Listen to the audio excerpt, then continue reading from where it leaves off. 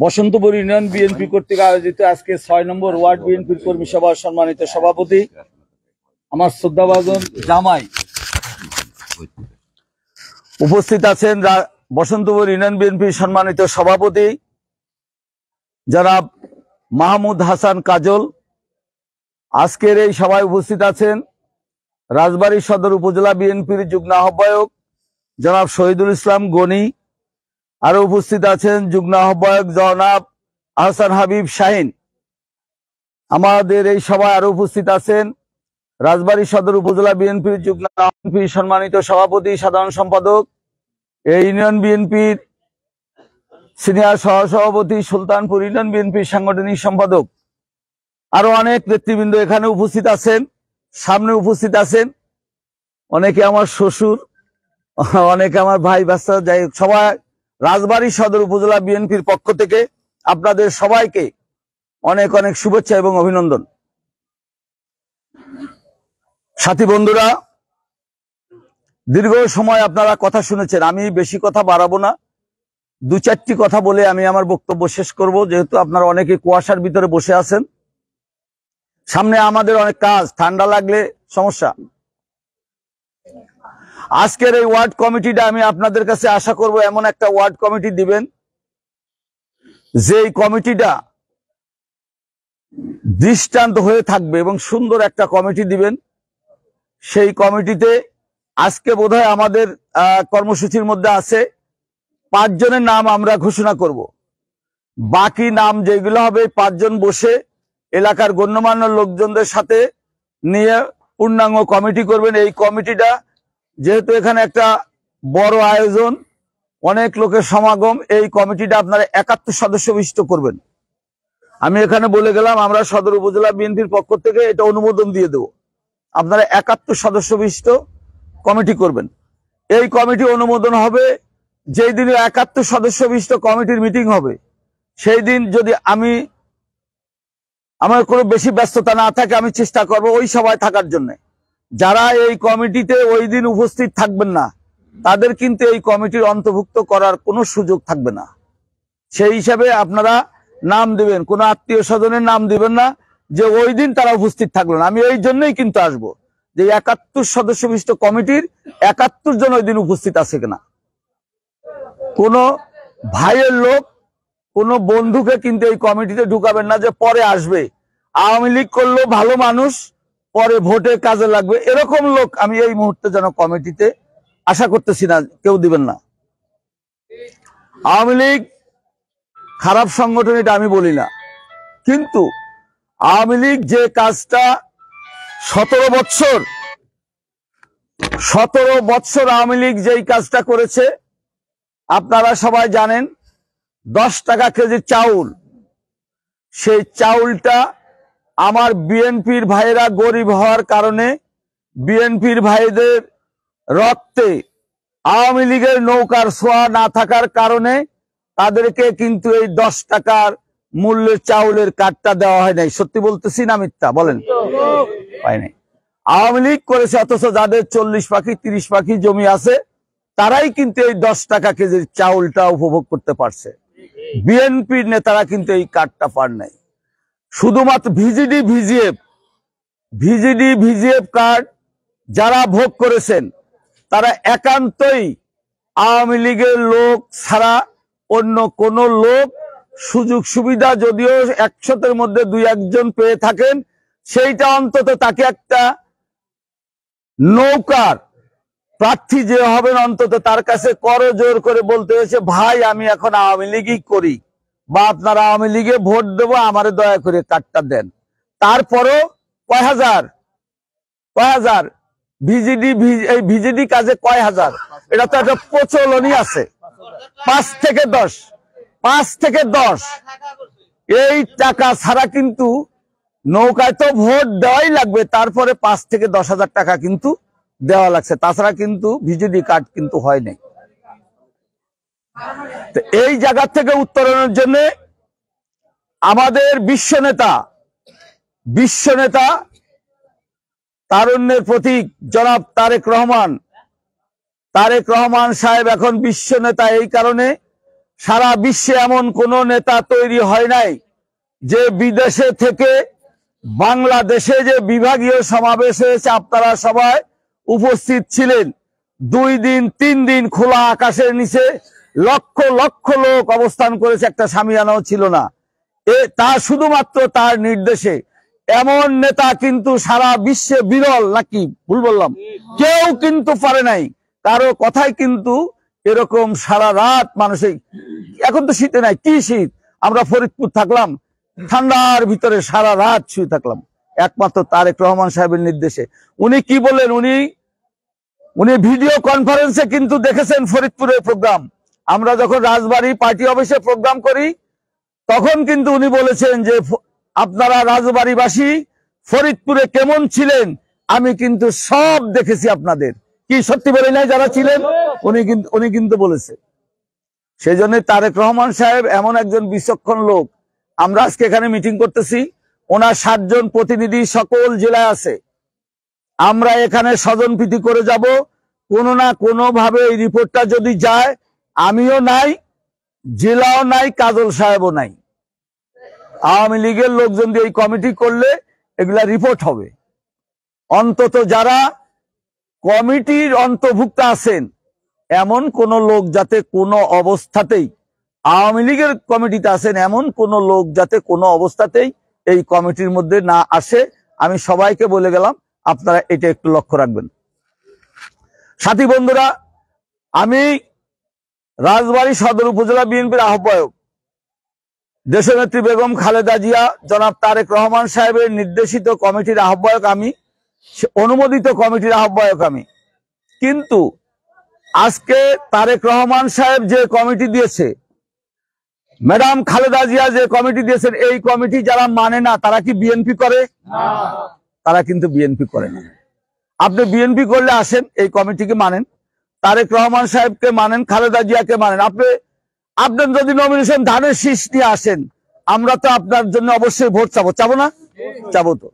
আপনার 2008 সালে যে সংস্কারবাদী তৈরি হয়েছিল, সেই সংস্কারবাদের সময় আপনি কি করলেন?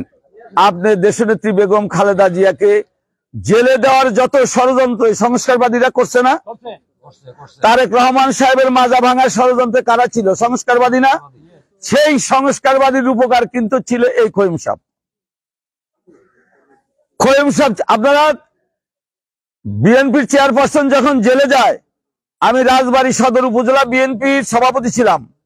14 ইউনিয়নের নেতাদের স্বাক্ষর নিয়ে আমি কিন্তু তার মুক্তির জন্য স্মারকলিপি দিয়েছি। আমি তার মুক্তির জন্য নির্বাচন কমিশনে লিখেছিলাম।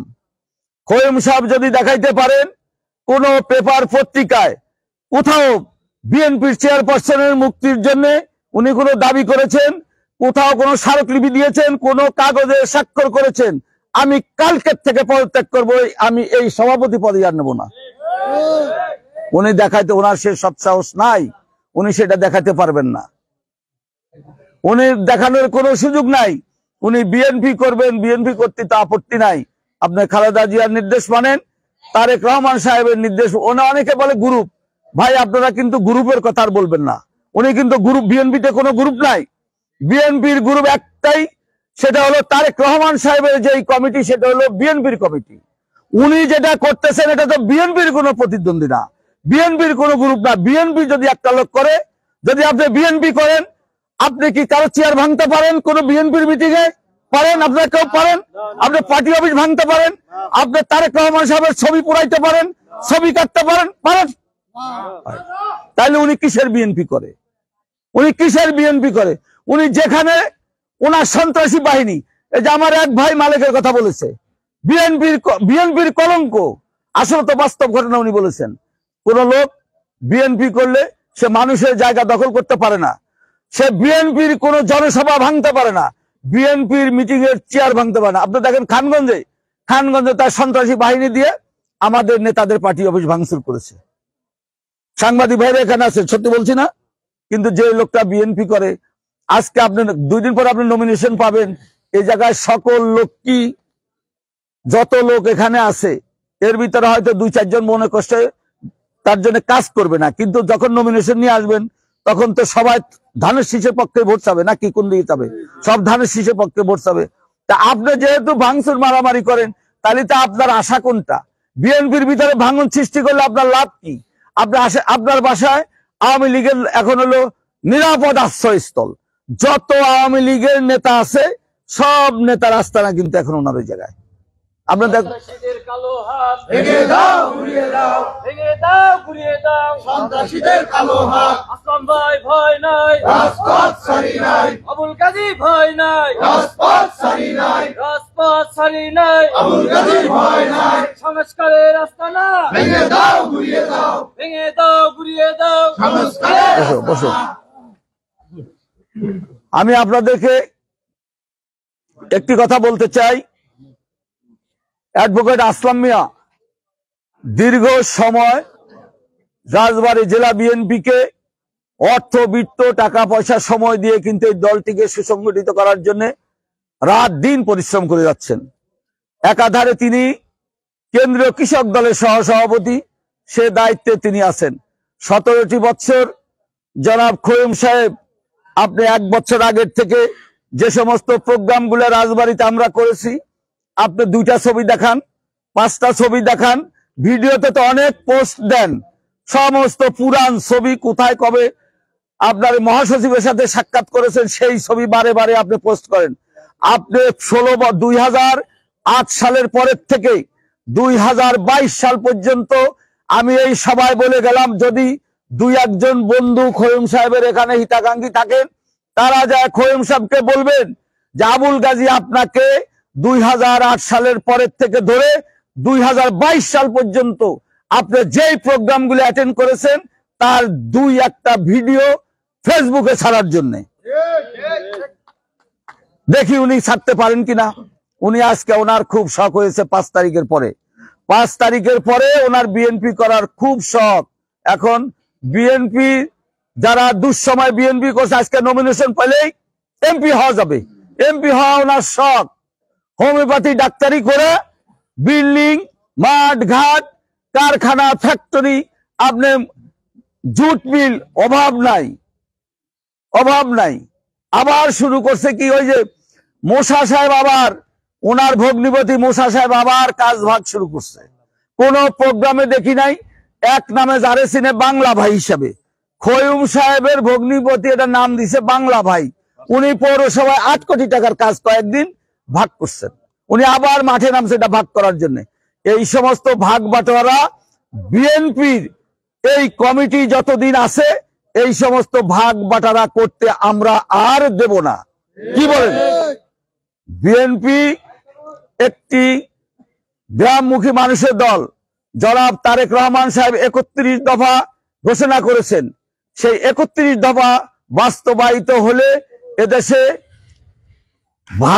অর্থনৈতিক ভারসাম্য হবে। হিন্দু ভাইরা তাদের ধর্ম ঠিক মতো করতে পারবেন, মুসলমান ভাইরা যার যার ধর্ম ঠিক মতো করতে পারবেন। আপনারা দেখেন আওয়ামী লীগ কোন পর্যায়ে। আমার যে রফিক ভাই বলছেন জান্নাতি মহিলা, সেই জান্নাতি মহিলা, নাউজুবিল্লাহ, জান্নাতি মহিলা সমস্ত মসজিদে মসজিদে খুতবা লিখে পাঠাতেন। না মিথ্যা বললাম, বানায় বললাম নাকি? খুতবা লিখে পাঠাতেন, মসজিদে এই খুতবাটা পাঠ করতে হবে, তার সাথে পুলিশ। হুজুর পড়ায় কিনা, খুতবাটা পড়ে কিনা, আমি যে লিখে দিলাম এই খুতবা পড়ে কিনা, তার সাথে কিন্তু আবার পুলিশ ঘুরতো মসজিদের চারপাশ দিয়ে। এ কি সত্যি বলতেছি না মিথ্যা বললাম? এটা এই সরকারের উপরে আল্লাহর গজব নাজিল হয়েছে। আল্লাহর, আপনার আওয়ামী লীগ বাংলাদেশের স্বাধীনতা সংগ্রামে শেখ মুজিবের ফ্যামিলির একজন লোক বাংলাদেশে ছিল মুক্তি সংগ্রামের সময়। আপনারা অনেক মুরব্বীরা আছেন, আমার চেয়ে অনেক বয়োজ্যেষ্ঠ লোক আছেন।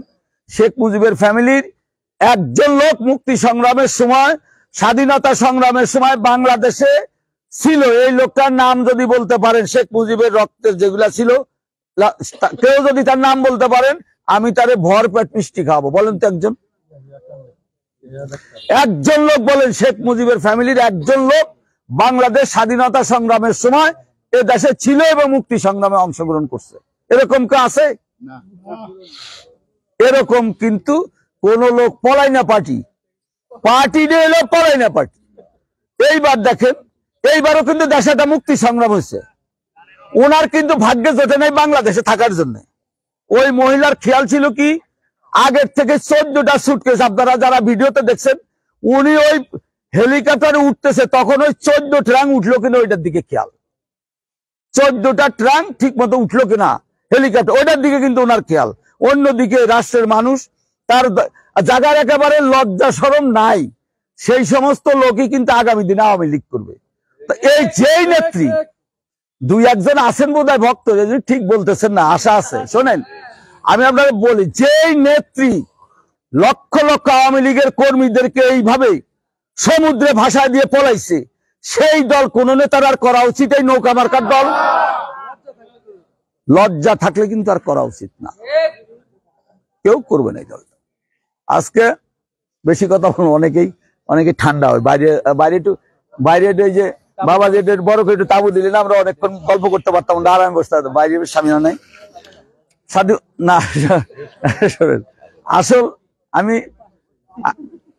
আসলে বাইরে স্বামীয়ানা নাই তো কষ্ট, অনেক আবার বাইরে দাঁড়াচ্ছে, বাইরে ফাঁকে দাঁড়াচ্ছে না। সাথী বন্ধুরা শোনেন, একটু গল্প করতেছি, বক্তব্য কি, আরো আমার আত্মীয় স্বজন তো অনেকদিন এদিকে আসাও হয় না। দেশনেত্রী বেগম খালেদা জিয়া সুস্থতার জন্য আপনারা বাসায় গিয়ে মা বোনদের একটু বলবেন, সবাই আমরা নামাজ পড়ি, মুসলমান মানুষ, আমাদেরকে নামাজ পড়তে হবে, নামাজের কোনো বিকল্প নাই, নামাজ অবশ্যই পড়তে হবে, সিয়াম ছাড়া কোনো গতি নাই। নামাজের সময় অনেকেই এদিক ওদিক করে, এটা করেন না, সবাই নামাজ পড়ি, আমরা মসজিদমুখী হই। একজন নামাজি লোক কখনোই নেশাগ্রস্ত হবে না, সত্যি না? একজন নামাজি লোক কখনোই নেশাগ্রস্ত হবে না। একজন নামাজি লোকের ফ্যামিলিতে কোন নেশাগ্রস্ত লোকের জন্ম হওয়ার সম্ভাবনা কিন্তু খুব কম।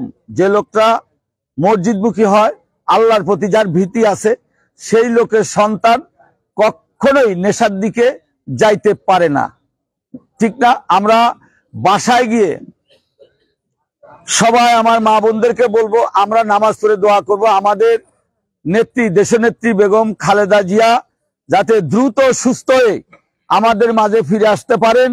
আর উনি সুস্থ থাকলে কয় সিটে দাঁড়ান, উনি কয় সিটে দাঁড়ান, আল্লাহ যাতে ওনার 5 সিটে দাঁড়ানোর মতো ক্ষমতা দিয়ে আবার আমাদের মাঝে ফিরে আসেন, এই দোয়া আমরা তার জন্য করব। জনাব তারেক রহমান সাহেব এখন অনেকটা সুস্থ, উনি সুস্থ হয়ে যাতে দ্রুত আমাদের মাঝে ফিরে আসতে পারেন এবং বিএনপির হাল ধরতে পারেন, আমরা সবাই তার জন্য বেশি বেশি করে এই দোয়া করব। এই ইউনিয়নের 2-4টা ছেলে একটু বিপদগামী হয়েছে, আমি তাদের বিরুদ্ধে কিছু বলতে চাই না, কারো আত্মীয় স্বজন বন্ধু বান্ধব আছে, আমরা এগুলা বেশি দিন করতে পারবে না, আমরা সেই লাইনে যাইতে চাই না, আমরা সবাই মিলে তাদের জন্য দোয়া করি, তারা ওই বিপদগামী না হোক, ভুল পথ থেকে ফিরে আসুক। যারা উচ্ছৃঙ্খল সন্তান, এই জায়গায় শিক্ষিত ছেলে যারা আছেন, তারা প্রকৃত বিএনপি করেন, প্রকৃত বিএনপির সাথে আসেন, জায়গার কোনো অভাব নাই। আজকে ইউনিয়নে যারা বাদ পড়ছেন, উপজেলা কমিটিতে যোগ্য লোকের স্থান হবে। যারা ওয়ার্ড কমিটিতে বাদ পড়ছেন, তারা আরো অনেক সংগঠন আছে, আমাদের ছাত্র দল, যুব দল, স্বেচ্ছাসেবক দল আছে, আমরা সেখানে তাদেরকে বড় বড় দায়িত্ব দিয়ে যাতে সম্মানের সাথে রাজনীতি করতে পারেন, আমরা কিন্তু সেই সুযোগটা করে দেব। অ্যাডভোকেট আসলাম সাহেব অচিরেই এই ইউনিয়নে জনসভা করবেন, আমরা এমন একটা জনসভা করতে চাই, 9টা ওয়ার্ড কমিটি যখন শেষ হয়ে যাবে, তারপরে আমরা এই ইউনিয়নে একটা জনসভা দেব। সেই জনসভায় আপনারা এখন থেকে প্রস্তুতি নেবেন, ওই জনসভাটা যাতে অনেক বড় আকারের একটা দৃষ্টান্ত হয়ে থাকে। বসন্তপুর কিন্তু এটা বিএনপির ইউনিয়ন না, সব সময় কিন্তু বিএনপি এই ইউনিয়নে যেতে, তাই না? আর আরেকটা অনুরোধ করি, দেখতেও যারা বিএনপি করেন, যারা দেশনেত্রী বেগম খালেদা জিয়াকে ভালোবাসেন, জনাব তারেক রহমান সাহেবকে ভালোবাসেন, তারা ভণ্ডদের কথা মতো কোনো আজে বাজে মিটিং এ আপনারা কেউ যাবেন না। 31 তারিখ একটা জনসভা আছে, এই জনসভাটা কোন বিএনপির না। যদি বিএনপির জনসভা হতো মাইকে মাইকে নাম প্রচার হইতো জেলা বিএনপির আহ্বায়ক অ্যাডভোকেট লিয়াকত আলী বাবু, সদস্য সচিব অ্যাডভোকেট কামরুল আলম। তারপরে কারো নাম যদি বলা লাগতো সেখানে আমার নামটাও কিন্তু মাইকিং হওয়ার কথা ছিল। তার মানে কি, উনি কিন্তু আগের জায়গার থেকে সরেন নাই। ওই যে সংস্কারবাদীর ভূত ওনার ঘাড়ে উঠছে, এটা কিন্তু নামে নাই।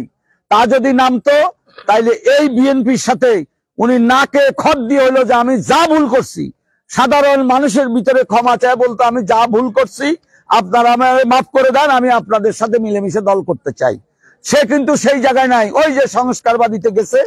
আজও দেখেন তার মিছিল যেখানে হয় আপনারা খেয়াল করবেন, শুধু কি হয়, খৈয়ুম খৈয়ুম খৈয়ুম। খালেদা জিয়া, তারেক রহমান সাহেবের কোন মিছিল কিন্তু তারা করে না। কি করে নাকি দেখবেন, যত মিছিল তার ওই শুধু খৈয়ুম খৈয়ুম ছাড়া আর কিছু নাই। আর এই যে জনসভায় যায় না, ওনার লিস্ট করা কিছু লোক আছে সারা জেলার থেকে। ওই লোকগুলোই আপনারা যারা ফেসবুকে থাকেন আপনারা একটু দেখেন, ওই লোকগুলোই আছে সব ইউনিয়নে। ওকে সব ইউনিয়নে কি ওদের বাড়ি আছে? সব জায়গায় কিন্তু ওরা গুছায় চলে আসে। ওই যে সুবিধা পাইছে ওয়ার্কার্স পার্টি, সবগুলা দল বান্ধব এক এক ইউনিয়নে চলে যায়। এই হলো লোক দেখায়। লোক কিন্তু ওই কয়জনই, এর বাইরে কিন্তু লোক নাই। আপনারা রাজবাড়িতে গেছেন না? আমরা ছাত্র দলের প্রোগ্রাম করলাম, খানখানপুরিতে কৃষক দলের সমাবেশ করলাম। কত লোক আর লোক, আমরা কি লোক হায়ার করছি? লোক তার করে নেই। সময় সাথী বন্ধু, অনেক সময় কথা বললাম আপনাদের, আর ধৈর্যচ্যুতি ঘটাবো না। ভালো একটা বিএনপি দিবেন, আপনারা সুসংগঠিত থাকবেন। বসন্তপুর ইউনিয়ন বিএনপি অতীতের চাইতে যাতে আরো শক্তিশালী হয়, এই বাজেটপুর 6 নম্বর ওয়ার্ড বিএনপির কাছে আমি দাবি করে আমি আমার সংক্ষিপ্ত বক্তব্য শেষ করলাম। খোদা হাফেজ। বাংলাদেশ জিন্দাবাদ। শহীদ জিয়া অমর হোক।